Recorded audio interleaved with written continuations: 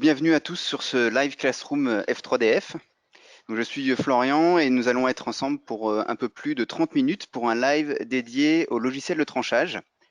Donc, c'est une étape indispensable pour lancer vos fabrications en impression 3D et c'est souvent considéré comme la clé de voûte de la réussite de vos impressions 3D. Et il s'agit d'une compétence indispensable pour travailler dans le secteur de la fabrication additive. Nous avons demandé du coup à Bernard, ingénieur logiciel et formateur F3DF, de nous faire un retour d'expérience sur l'un des logiciels de tranchage les plus utilisés dans le monde professionnel. Alors, il existe des dizaines de logiciels de tranchage ou slicer. Bernard nous propose aujourd'hui de découvrir le logiciel Simplify 3D pendant environ 20 minutes. Vous pourrez bien sûr interagir et poser vos questions en fin de présentation. Donc, ce live est en direct pour les utilisateurs de la plateforme f3def-elearning.com et le replay sera accessible dans la zone ressources pour tous les membres de la collection industrie. Du coup, Bernard, je te propose de prendre la parole pour ce classroom. Ok, merci Florian pour la présentation. Donc, Simplify 3D est un logiciel professionnel de tranchage. Pourquoi on parle de tranchage? Eh bien, tout simplement parce que en fabrication additive, par différence avec la machine CNC où c'est une soustraction, c'est-à-dire qu'on enlève de la matière. Là, il s'agit d'ajouter de la matière. Et pour pouvoir savoir où on va ajouter de la matière, eh bien, il faut, entre guillemets, trancher notre objet 3D en tranche épaisseur à d'épaisseur d'une couche. Donc, si par exemple on fait une couche de 2 dixièmes de millimètre, le logiciel va trancher notre objet en faisant une vue, comme une vue en coupe de tous les 2 dixièmes de millimètre et nous générer un chemin pour le fil chaud, donc le filament, qui va correspondre à cette tranche particulière et ainsi de suite. Heureusement pour nous, il fait ça très très vite parce que sinon, découper en tranches comme ça risquerait de prendre un certain temps. Alors,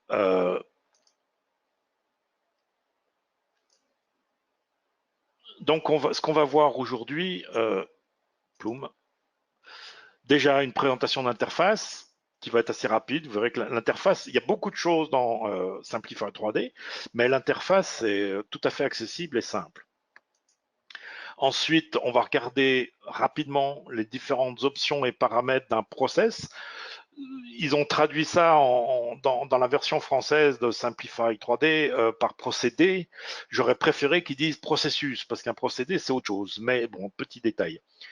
On peut avoir, et ça je vais le montrer assez rapidement aussi, mais montrer qu'on peut avoir plusieurs process dans une même impression, et sachant qu'on peut avoir plusieurs process pour une même pièce, selon la hauteur, ou un process par pièce différente, ou combinaison des deux. Enfin, on a une grande souplesse d'adaptation. On va parler aussi des supports dans Simplify 3D, et de la simulation d'impression. On verra ça tout à fait à la fin, puisque quand on a fait quand on a préparé complètement une impression, on peut simuler ce qui va se passer. Donc, la première chose, on va bien sûr venir sur le logiciel. L'interface donc de Simplify 3D, comme on peut le voir ici sur la diapo, on a une barre de menus avec tous les menus importants. On a un carré ou une boîte déroulante, si vous voulez, où on a différents modèles. Modèle étant un fichier STL ou OBJ d'une pièce en 3D qu'on va vouloir imprimer. Ici, dans l'image, on en a 5 différentes et qui sont toutes imprimées avec le même process. Dans ce cas particulier, comme je l'ai dit, on pourrait aussi avoir plusieurs process. Sur le côté, on a une barre d'outils avec en haut ce dont on se sert le plus souvent, pour positionner nos objets sur l'espace d'impression. Et en bas, on va passer de cette vue-là à la prévue d'impression une fois qu'on a réglé tous nos paramètres. Alors,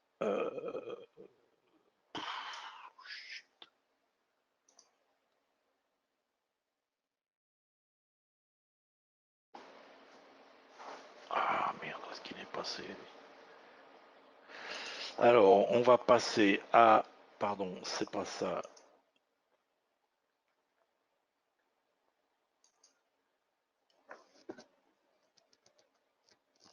Simplify 3D, que voici.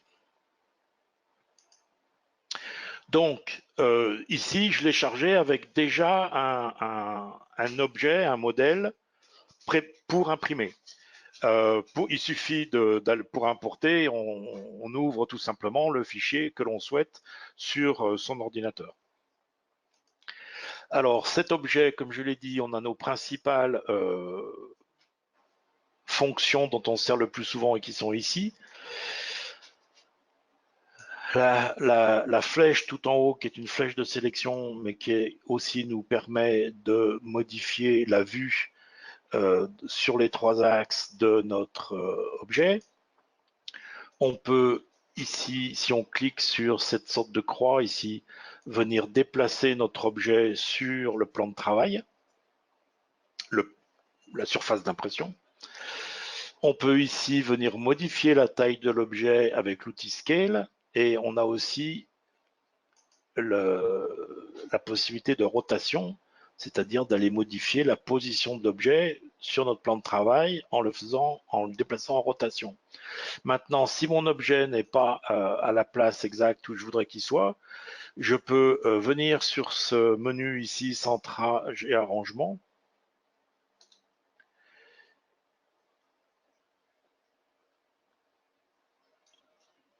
pour venir positionner donc mon objet exactement au centre.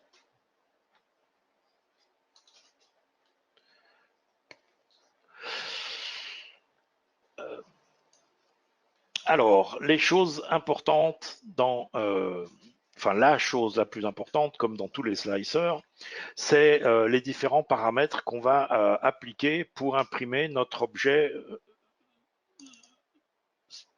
qu'on a sur le plan de travail. Alors, Simplify 3D appelle ces fichiers de paramètres des fichiers FFF. Je peux en avoir plusieurs. Ils correspondent a priori, enfin c'est comme ça par défaut dans Simplify 3D, à une imprimante, où il y a les tailles de l'imprimante, etc. Mais pratiquement, on peut s'en servir pour avoir des paramètres différents en fonction des filaments, puisque a priori, ce sont les filaments qui vont faire le plus gros changement. Bon, si on a 10 imprimantes et qu'on veut y avoir le même process pour 10 imprimantes, pourquoi pas, on peut sélectionner ça par imprimante. Mais pratiquement, il me semble que ça correspond parfaitement à l'utilisation de différents filaments. Et lorsque l'on va sauver notre fichier STL, on peut très bien préciser pour quel filament les paramètres d'impression ont été prévus. Alors, première chose, on peut avoir plusieurs extrudeurs. L'extrudeur, c'est donc ce qui va chauffer le filament pour le déposer sur le lit d'impression. Alors, dans mon cas particulier, je n'en ai qu'un, mais on peut en avoir 2, 3, 4, 5, 6. Une combinaison classique, c'est d'en avoir un avec lequel on va imprimer le filament et un deuxième avec lequel on va imprimer les supports. Hein, et Simplify 3D permettrait bien de faire les deux. Bon, sur ce même tab pour l'extrudeur, on peut évidemment indiquer le diamètre de la buse, un multiplicateur d'extrusion qui dans ce cas-ci est un diviseur, que l'extrusion pour ce filament, ça en fait trop. Donc on peut multiplier 0 quelque chose et ça en diminue l'extrusion. On a des paramètres concernant la rétraction, je ne vais pas parler venir en détail là-dessus, mais la rétraction, c'est ce qui permet d'éviter d'avoir ces espèces de petits fils comme des toiles d'araignée d'une pièce à une autre. C'est pour éviter ça. On indique des paramètres pour que le filament se rétracte au moment où on se déplace d'un endroit à un autre. Très important, bien sûr, la hauteur de couche. Alors ça dépend, chacun fait bien comme il veut, ça dépend des cas. D'une façon générale, j'utilise à peu près tout le temps pour une buse de 0,4 une hauteur de couche de 0,2. je trouve que ça convient bien, ça marche bien, c'est suffisamment précis. On peut bien sûr descendre à 0,1, 0,15, 0,5, même si on veut, mais bon, je vois pas trop l'intérêt. La première couche, on peut indiquer des paramètres différents, et dans mon cas, j'utilise le double, qui sera jamais vrai parce que le double de 0,2, ça fait 0,4 et c'est exactement le diamètre de la buse, donc c'est pas possible. Mais ça ne dérange pas Simplify 3D, et il me fait une couche quand même plus épaisse, ce qui permet de gommer un petit peu les petites irrégularités qu'il peut y avoir sur le lit d'impression. Et cette première couche, pour qu'elle accroche bien, a priori, on l'a fait plus lentement que les couches suivantes. Alors, addition. Il y a ce qu'ils appellent utiliser une jupe rebord. Bon, c'est quelque chose que je fais, c'est un peu pour, comment dire, démarrer l'extrusion de façon régulière. C'est juste on dépose du filament autour de la pièce, ça n'a pas d'influence mécanique, c'est juste pour, comment dire, initialiser notre extrusion. Alors, on peut utiliser d'autres choses, notamment ce qu'ils appellent un radeau ou un raft en anglais, qui va permettre de faire une sorte de sous-couche à la première couche. Pour moi, c'est un reste du passé, qui se faisait notamment pour l'ABS, qui est plus difficile d'accrocher, mais c'est quelque chose dont je ne me sers absolument jamais. Alors, pilier d'amorçage, bouclier anti-bavure, c'est pour les cas où on a plus d'un extrudeur, et notamment pour les cas où on utilise des couleurs pour pouvoir, à chaque changement de couleur, réinitialiser avec la couleur correcte. Hein, mais si on n'a qu'un seul extrudeur, c'est pareil, c'est des choses dont on ne se sert absolument jamais. Alors, le remplissage, d'une part, on peut sélectionner le motif de remplissage, et surtout, on peut sélectionner le pourcentage de remplissage. 50-60%, c'est à peu près le maximum. Sur la plupart des pièces classiques, je veux dire, en impression 3D et en PLA, on va utiliser quelque chose comme 20%. 50-60%, c'est pour on veut du vraiment solide. Hein.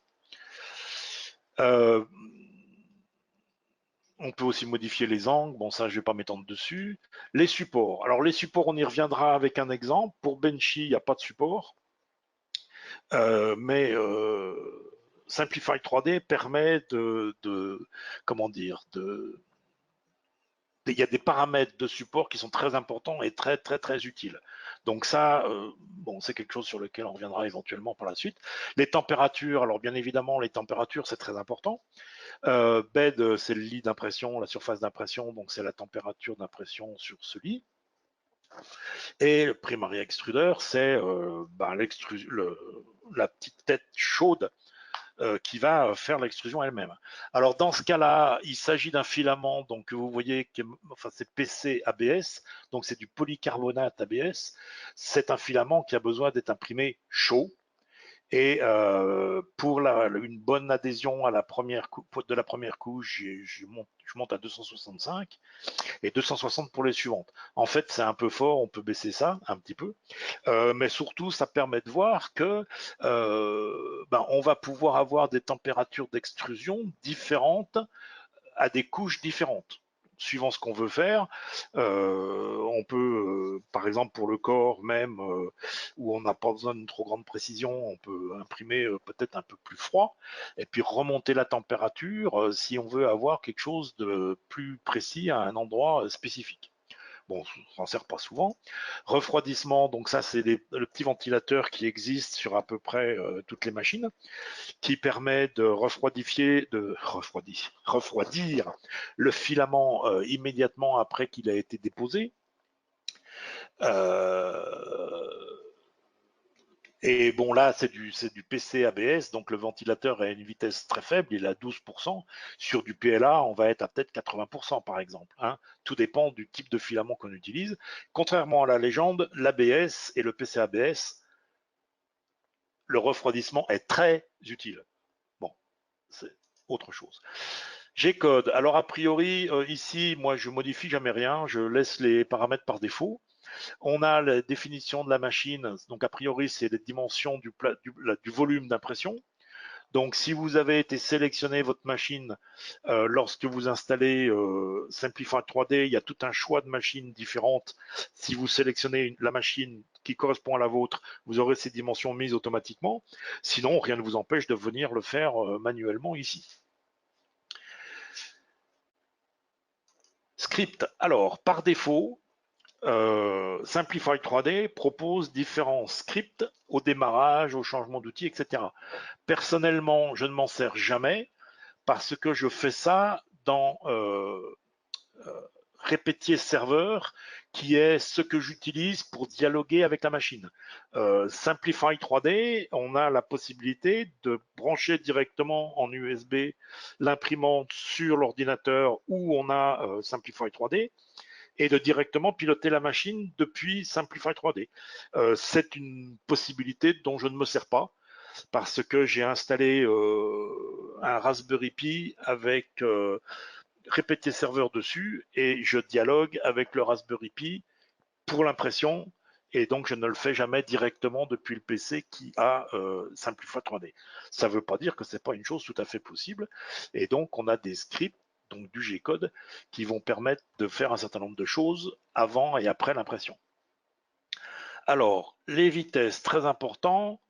Vitesse d'impression par défaut, on est en millimètres secondes. C'est un choix dans les... je ne sais plus où d'ailleurs. Donc voilà, c'est des vitesses qui correspondent à ce que je fais. En général, c'est une erreur de vouloir aller trop vite. Sauf si on a une machine super hyper rigide et un filament qui s'imprime très facilement, il vaut mieux aller un peu moins vite et que le filament ait le temps de se déposer correctement sur le filament précédent.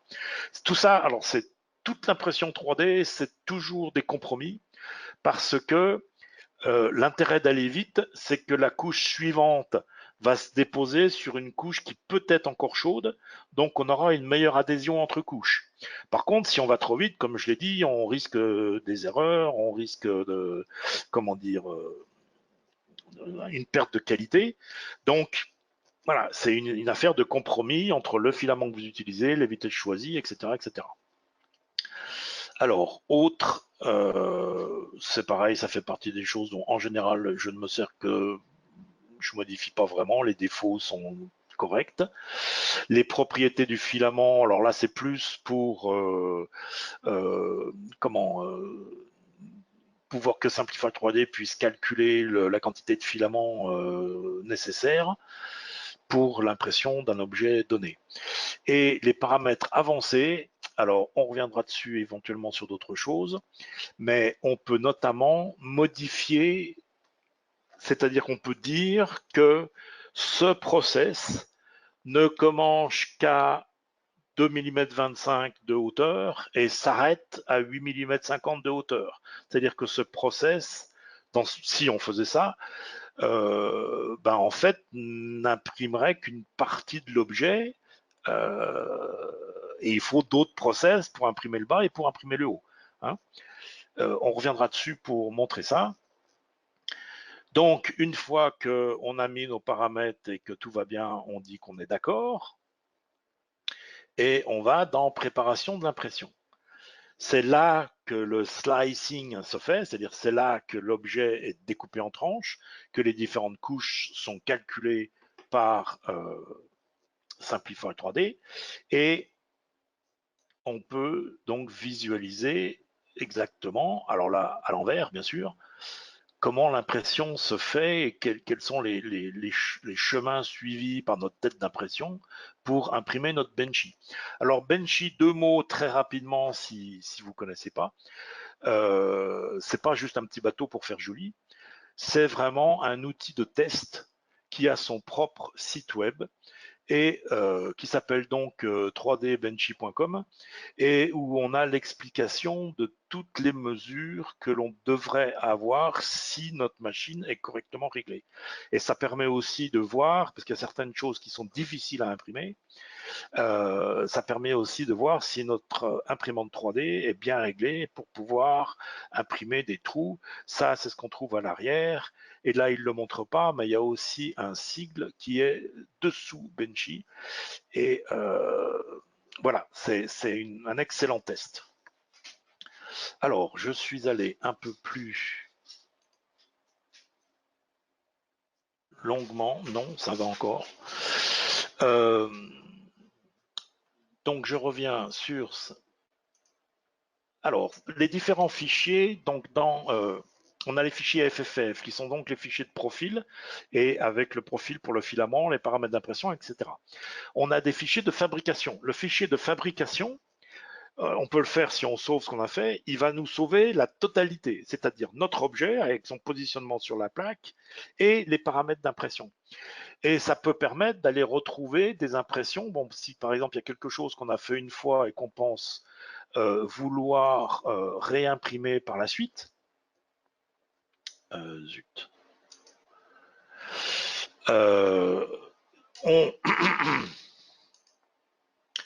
on va pouvoir ainsi avoir, si on a fait une préparation d'impression avec plusieurs pièces différentes positionnées sur notre lit d'impression d'une façon particulière, on va pouvoir retrouver tous ces paramètres juste en réouvrant le fichier factory qu'on a sauvé précédemment. Je vais tâcher d'en montrer un, celui-ci. Voilà. Ah zut. Alors normalement j'en ai un où il y a plusieurs process.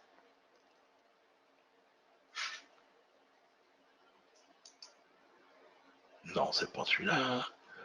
J'aurais dû noter ça.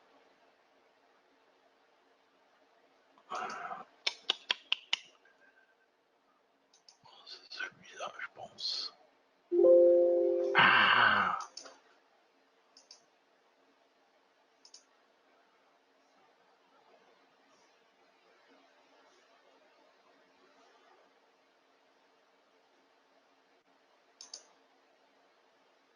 Voilà. Voilà. Donc je voulais ouvrir ça. Alors là, il y a trop de pièces, ça va pas. Mais surtout pour montrer qu'ici, il y a deux process. Alors, on peut sélectionner une partie seulement des pièces. Alors tout le reste, je vais les virer parce que c'est pas nécessaire. Voilà. Et donc, il y a deux process, tout simplement parce que pour cette pièce particulière, que je vais peut-être essayer de zoomer, il y a des petits picots en haut, ici, qui ne veulent pas s'imprimer facilement avec les paramètres par défaut. Donc là, ce que j'ai fait, c'est que j'ai donc un process 1. On peut, pour ouvrir et modifier le process, on peut cliquer 2 fois dessus ou cliquer sur modifier les paramètres ici en bas. Donc si on va voir dans avancée, on voit que ce process 1, il imprime la base et il s'arrête à 13 mm de haut. Et le process 2, il démarre à 13 mm de haut, ce qui me permet de changer les couches, les hauteurs de couches et un certain nombre les rétractions. Enfin, ça me permet de changer à peu près tous les paramètres que je veux.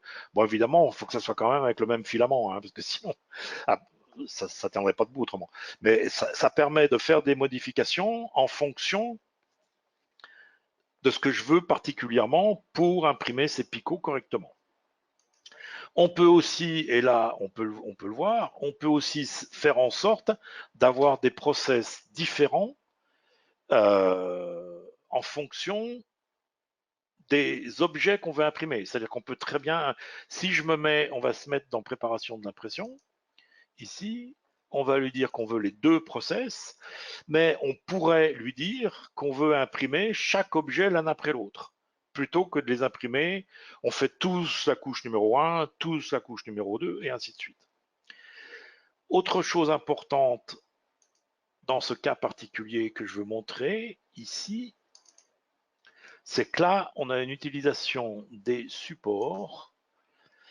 Je vais vous montrer la préparation d'impression pour qu'on voit les supports, où on a des supports différents en fonction d'une hauteur. Donc là, on a un pourcentage de support qui est à 12%, qui démarre en bas. Et ensuite, on a des couches denses, où j'en ai 5, et qui sont à 85%. Hein, et ça permet d'avoir une dernière couche avant, d'avoir la partie dessous ici qui va être mieux imprimée puisque mon support est plus dense, tout en permettant de le décoller assez facilement puisque là, on a, je sais plus où c'est.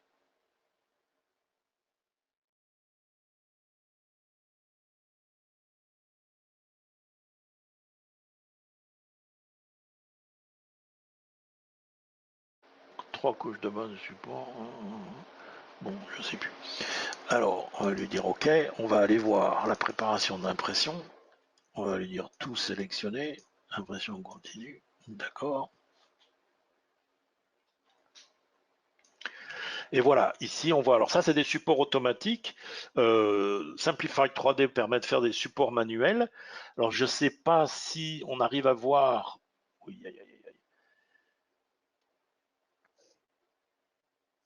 en zoomant, c'est pas du tout évident.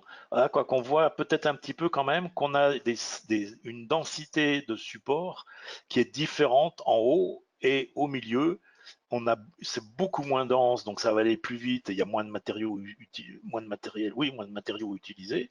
Et par contre, en haut, on a une couche beaucoup plus dense, enfin 3 couches, si je ne me trompe pas, beaucoup plus dense, qui permettent d'avoir en fait une finition bien meilleure pour la première couche de l'objet lui-même qui est imprimé sur ce support. Alors, je pense qu'on est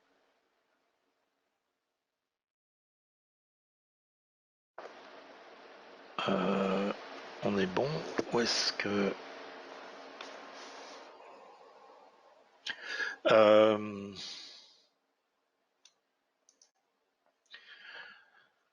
donc on va revenir aux dernières diapositives où on a pratiquement fini ce qu'on a à faire. On est venu rapidement sur les différents paramètres.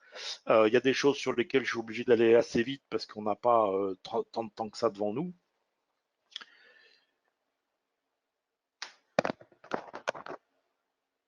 Et je ne vois pas Florian. Je suis bien là. Du coup, merci, Okay. merci Bernard pour ce retour d'expérience sur Simplify. Du coup, je vous invite de votre côté à activer vos micros et webcams pour poser vos questions. Vous pouvez aussi le faire via le chat, hein, bien entendu. En attendant, du coup, le temps que vous préparez un peu vos questions, je vous rappelle que vous pouvez retrouver Bernard sur notamment le replay qui avait été fait sur Fusion 360 Cam. Tout ça est dans la zone de ressources de la plateforme F3DF e-learning.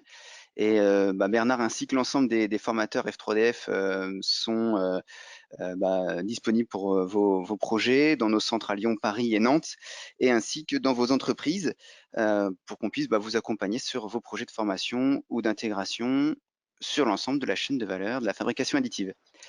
Du coup, est-ce que vous avez déjà des questions qui pourraient être données à Bernard? Profitons qu'il est avec nous ce matin.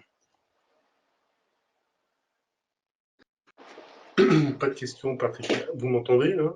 Très bien, André. Oui. Bonjour Florian, bonjour Bernard. Bonjour. Tout d'abord, merci pour ce rappel sur Simplify 3D. Très honnêtement, j'ai pas de questions particulières. L'exposé était plutôt clair.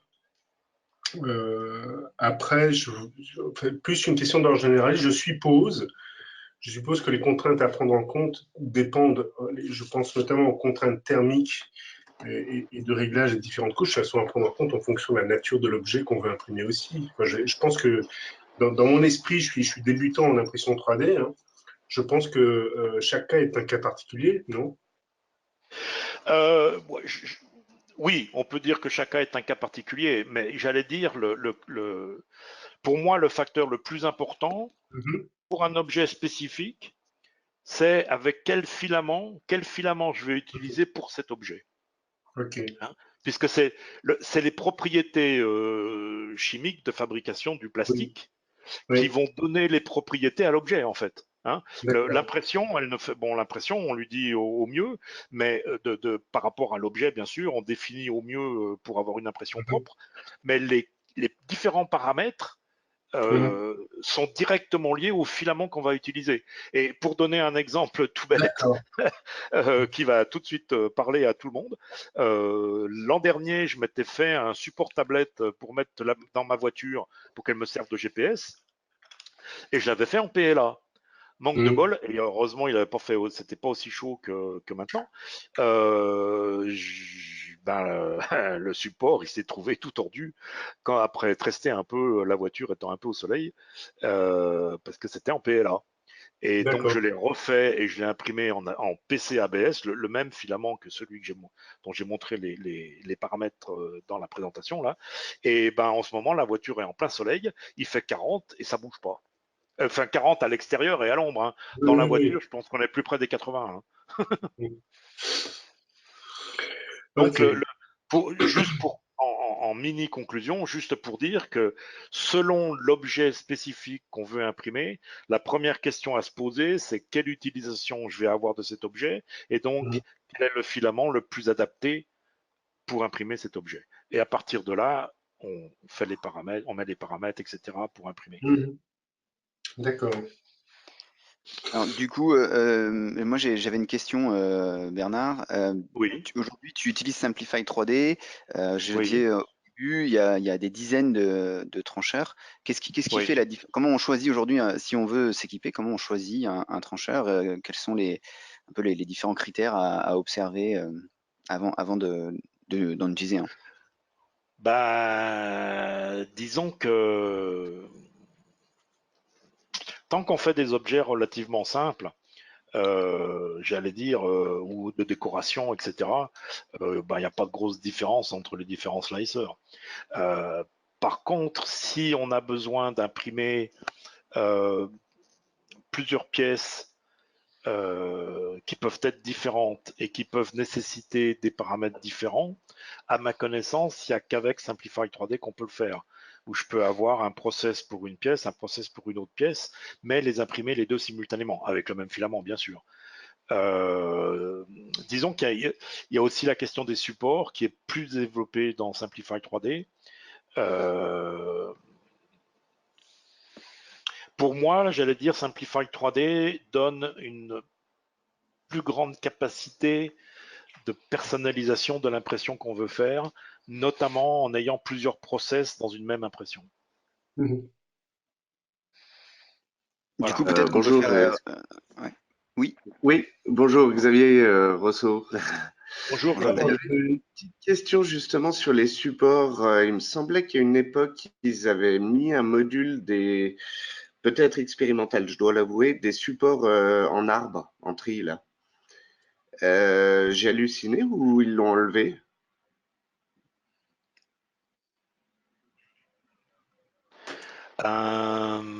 Je pense pas avoir jamais vu ça dans Simplify 3D, Alors mais je peux avoir loupé un épisode, hein, c'est pas dit. Hein. ouais, non mais c'est possible qu'il ait mis que de façon expérimentale pendant un court moment et en fait là je voulais le Oui, c'est retester possible. et je le retrouve pas. C'est possible aussi. Là, j'ai pas du tout montré les supports personnalisés. Hein. Ce que j'ai montré Oui. très rapidement, c'est uniquement les supports standards. Mais c'est aussi un des gros intérêts, bien sûr, de Simplify 3D, c'est qu'on peut positionner des supports entre guillemets manuellement, c'est-à-dire personnalisés, de façon très très facile et interactive, c'est-à-dire qu'en visualisant vraiment sur la pièce où on les positionne. Ouais, ça c'est très pratique, oui. Ah ouais, tout à fait. Et du coup, quelqu'un a déjà Merci. utilisé les supports en arbre, justement, ou Bernard, tu as, un retour là-dessus? Moi, dans Simplify 3D, j'ai jamais Ou vu. dans un autre trancheur? Hmm. Pour moi, enfin, de ce que j'ai vu, c'est quelque chose qui se fait dans l'impression résine. J'ai pas vu, je dis pas que ça n'existe pas, hein, surtout pas, mais je n'ai pas vu en dépôt de filament ce type de support. Ça Alors existe moi sans doute avec d'autres slicers, c'est possible, hein.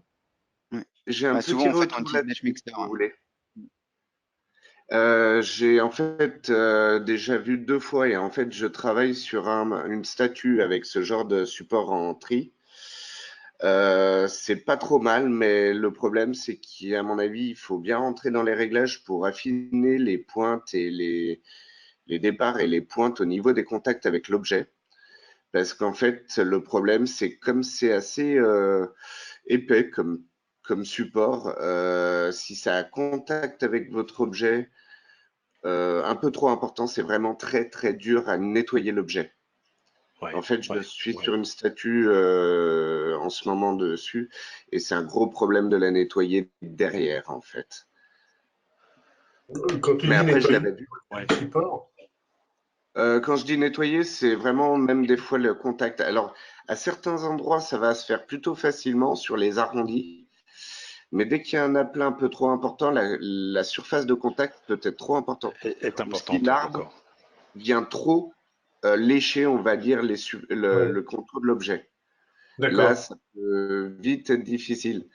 C'est bien les tris si on les laisse un peu éloignés des bords et si on peut affiner la pointe qui touche, quoi, qui fait support à l'objet, quoi. Après, Mhm. je l'avais déjà vu sur un premier objet plus simple et c'est vrai que ça peut être vite efficace quand même. Voilà. Alors, du coup, je vois que Vincent précise que Cura propose maintenant des supports en arbre. Je sais également qu'il y a Mesh Mixer, hein, qui était souvent utilisé pour la préparation de ces supports personnalisés. Un Mesh Alors, du Mixer, coup, oui, oui. Mais je pensais pas à un Mesh Mixer parce que pour moi, c'est pas un logiciel, c'est pas un c'est vrai, slicer. c'est pas vrai. Mais c'est Mm. vrai qu'on peut faire des supports en tri avec Mesh Mixer, oui. Alors, du coup, il y avait, alors s'il y a d'autres questions, mais moi j'avais une question qui avait été posée en amont du Classroom sur la gestion des températures bah, suite à l'ajout en fait d'un matériel, un changement de tête. Par exemple, et là il y avait une tête qui était dédiée aux matériaux abrasifs, notamment, et c'était une tête donc acier trempé. Et du coup, bah, naturellement, ils avaient rien changé dans le trancheur et bah, l'impression ne réussissait pas. Donc là-dessus, peut-être Bernard, tu as des conseils à donner pour la préparation en fonction de son matériel? Euh, oui, enfin, j'allais dire, bon, l'impression 3D, pour moi, il n'y a pas de secret. Il faut faire des tests, hein. Je veux dire encore, la température, c'est typiquement quelque chose. Bon, les fabricants indiquent. Alors, pour changer de tête d'impression, bien sûr, c'est aussi quelque chose, puisque l'acier va mettre quand même, enfin, pas les mêmes propriétés de conductivité de la chaleur que du laiton. Mais c'est surtout que n'importe quel changement, moi, j'ai jamais pu imprimer quoi que ce soit correctement si je fais pas des tests avant. Bon, par exemple, à une époque, bon, maintenant ça fait longtemps, j'étais ce qu'on appelle en direct drive, c'est-à-dire que l'extrudeur était directement positionné sur l'axe donc Z, enfin qui se déplace en X, je veux dire. Et donc c'est un extrudeur direct. Un beau jour, je suis passé à une extrusion avec ce qu'on appelle un Bowden, donc un tube souple pour que le moteur d'extrudeur ne soit pas attaché à ce bras, donc ça diminue l'inertie. Mais c'est clair que tous les paramètres, notamment de rétraction, étaient complètement faux. Il a fallu tout changer les paramètres, notamment de rétraction, à cause de cette modification. Et ça, enfin, je pense que c'est inévitable. C'est pas une science exacte, l'impression 3D, hein. On peut s'en approcher, mais a priori, il faut faire des tests et bien mettre de côté les paramètres de ce qui marche. Peut-être J'avais une un petit... petite Oui, Xavier. ouais, j'avais une petite question un peu en relation. Je sais pas si tu peux un peu m'orienter ou quoi, mais en ce moment, j'ai testé d'autres filaments comme le pneu, le rubbers, ou Ouais. des filaments qui demandent plus de température. Et je me suis retrouvé une ou deux fois à ce qui ne coule plus, ou c'est pas vraiment bouché, mais il me fait peut-être une ou deux couches bien, puis après il coule plus. Ouais. Euh, Moi, j'ai eu exactement ce problème. et tu sais d'où ça vient? Ben, j'ai pas l'explication technique exacte. J'ai juste une intuition Ouais, qui est que le tube. Alors moi, je parle de mon équipement, hein, qui oui, est oui, donc oui. i3D V6 en Mhm, Bowden. mhm. Euh, et justement, i3D a sorti des tubes tungstène. Moi, ce que je pense, c'est que à une certaine température, le radiateur donc de l'i3D V6, qui est donc au-dessus de la tête d'extrusion, Mhm. ben, n'est pas vraiment suffisant. Et le tube au-dessus de la tête se met à chauffer et donc à dilater. S'il se dilate, ça veut dire que le passage du filament se réduit. Ouais, ouais, je pense, en fait, j'avais un peu la même. Et donc, moi, ce que j'ai fait pour ce filament que j'imprimais à 160-165, qui marche bien sur des Mhm. relativement petites hauteurs, mais sur des plus grandes hauteurs, ça finit par s'arrêter. Donc, j'ai un Ouais. peu baissé la température. Maintenant, j'imprime à, je sais plus, 150 ou quelque chose comme ça, et ça passe. Euh, D'accord. Ouais, je vais essayer. donc, la solution, c'est soit de réduire un peu la température pour que ça passe sans s'arrêter, soit de prendre chez 3DV6 un tube tungstène ou je sais plus, oui, je crois que c'est ça. Donc un matériau qui va être beaucoup plus enfin, qui va beaucoup moins changer de dimension avec les variations de température. D'accord. Du coup, Bernard, en termes de petits conseils, dans Simplify, à chaque fois qu'on change des paramètres et des éléments, on modifie son profil. Est-ce que c'est intéressant d'enregistrer plusieurs profils ou Oui, plutôt de oui, travailler au oui, fur et à mesure? oui. Est-ce que tu as des conseils là-dessus? Oui, oui, moi, à chaque fois que je fais des modifs un petit peu importantes par rapport à un filament, donc puisque moi c'est toujours la même imprimante, je sauve ça avec le nom du filament et éventuellement les réglages du filament. Si je peux, alors je sais pas si vous voyez, oui, normalement vous devriez voir encore mon écran. Si je me mets sur ce process ici, donc choisir un profil, voilà. Dans mes profils, c'est tout. Alors il y a le profil par défaut, il y a quelques différences dans l'imprimantes, mais après tout ça, c'est des noms de filaments. Hein, il y a du PLA ICE, il y a du PC ABS, il y a du PETG, il y a de l'ABS, éventuellement en mettant la marque de filament ou en mettant les températures. Normalement, c'est plutôt suivant le fournisseur que je, que je sauve le profil. Ok. Tout à l'heure, on parlait de température. Pour faire le lien avec le modèle Benchy qui sert un peu à calibrer, vérifier la qualité Ouais, d'impression, ouais. est-ce que tu utilises un fichier pour calibrer ta température? Je sais qu'il existe des fichiers, certains les utilisent. Est-ce que tu utilises ça ou autre chose? Des fichiers pour calibrer la température. Oui, ou des Tu fichiers où veux dire justement, quoi? en travaillant le Ah process, oui, des tests, en des augmentant la tests, température progressivement. des fichiers qu'on imprime pour tester la température. Je l'ai fait il y a assez longtemps et j'avoue que je voyais pas trop la différence, donc j'ai arrêté. Je trouvais, enfin, disons que je trouvais pas l'objet de test pas très concluant. Mais bon, il y en a peut-être d'autres qui le seraient plus, hein. Mais moi, j'avoue que j'ai imprimé où on change la température en fonction des hauteurs, et puis on indique la température. Et j'avoue que bah, je voyais pas de très grosse différence. Donc voilà. Ok. Est-ce qu'il y a d'autres questions ou peut-être profiter si vous avez des demandes spécifiques sur les trancheurs ou si vous aimeriez avoir des sujets qui soient abordés sur Simplify? En fait, j'ai une autre éventuelle question. Je sais pas si ça va.